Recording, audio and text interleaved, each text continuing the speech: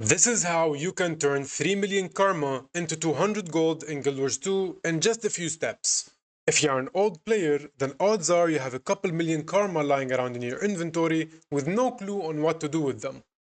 Well, I'm here to change that. So let's dive into a couple ways to change 3 million karma into 200 gold. Before we get started though, I don't recommend consuming all your karma. Save some of them for the bad days as you might need them for different things like legendaries, exotics, and ascended gear. Alright, the first way to convert your karma into gold is by feeding the Mystic Forge 4 pieces of equipment that you can buy for karma from different renowned hard vendors, and then salvage and sell the end result. If you have a Mystic Forge conduit, which is a Mystic Forge in your inventory type of thing, then great. If you have a pass like the Thousand Seas Pavilion Pass, then use it to get to the Mystic Forge there and then port back to your original location by using the pass again. This will save you a lot of time and silver from waypointing. On average, this method will net you around 4.5 gold for every 100,000 karma you spend. Alright, the second method would be daily Pact supply network agents. This method is not very obvious, and it will require you to go to 6 different maps every day to purchase an item from a merchant. All 6 items will cost you 30,000 karma per day, and the way this system works is the following. First, make sure you have an expansion and a supply line management mastery unlocked. Next, you want to open the Pact Supply Network agent page by looking it up or by typing /wiki, PSNA, in the chat box. Here, you will see the highlighted day and the code to the waypoint where the merchant is located. Copy this code and paste it into your in-game chat box. Then teleport to the map and buy the Pact Scouts mapping material. By doing that 6 times, you will end up with 6 mapping materials in your inventory, and you can repeat this process 6 times the next day. Use those items to unlock the rewards from the maps that are available within the rotation.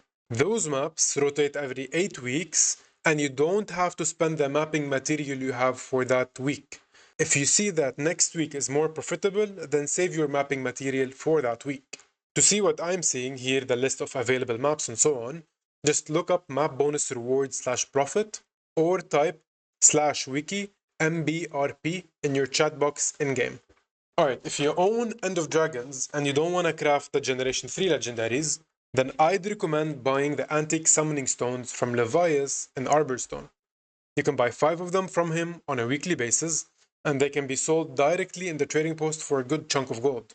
One of them can be purchased for karma, and the others for other currencies. Consider crafting a Generation 3 legendary as it can net a good return on investment, but this is something up to you and is for another video. Okay, if you have the Path of Fire expansion and spare trade contracts, you can purchase trade caches from renowned hard vendors all over the Crystal Desert. Each cache will cost you 630 karma and 50 trade contracts. Each cache will also give you a specific type of material, and you can choose which material you want to get. Before buying the cache and spending your hard-earned karma and trade contracts, make sure to check out Guild Wars 2 Efficiency as they update the most profitable cache on their website. I'll leave a link to this page in the description below. Okay, next up would be the Beaded Weapons. The way this works is you have to head over to this renowned hard vendor in this location and buy 75 sun beads for one particular weapon. Once you have the beads, there's a convenient camp nearby that will have all the stations. If the area is contested, then you need to clear the event before gaining access to the stations. Otherwise, just go to any city with a crafting station. Before crafting a weapon, always check Guild Wars 2 Efficiency to see which one nets you the most profit. You can use the same link that I left in the description below. Okay, so when this video goes live, Wintersday will be right around the corner. So you can buy material bags by using karma in this festival. In fact, some people hoard their karma for this particular festival, and it can be a good investment. Anyway, even if you decide to save your karma for Christmas in hopes that Santa will give you a lot of materials from the bags, then it's better to keep the material that you get from them, as the supply might drastically increase during that time. Also, make sure to check the market price, as sometimes the gifts or bags that you get can be more expensive than the materials you might obtain.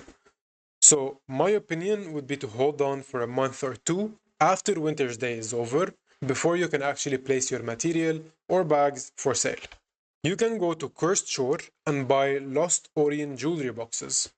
Each one will cost you 4,550 karma and will return between 30 to 50% back in liquid karma. This method is a good way to make some gold while also aiming to get obsidian shards if you are trying to craft legendary items. Alright, now this method is if and only if you already have a Karmic Converter.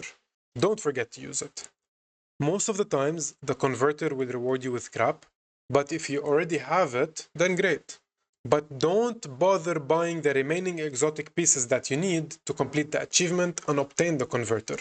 Paying that amount of gold to get the converter will take you a long time before you can actually get a return on investment. Alright, that's all I have for today. If you found this video to be useful, please don't forget to subscribe and like the video as I post more content like this on my channel quite often. Anyway, I'll see you guys in the next one. Peace.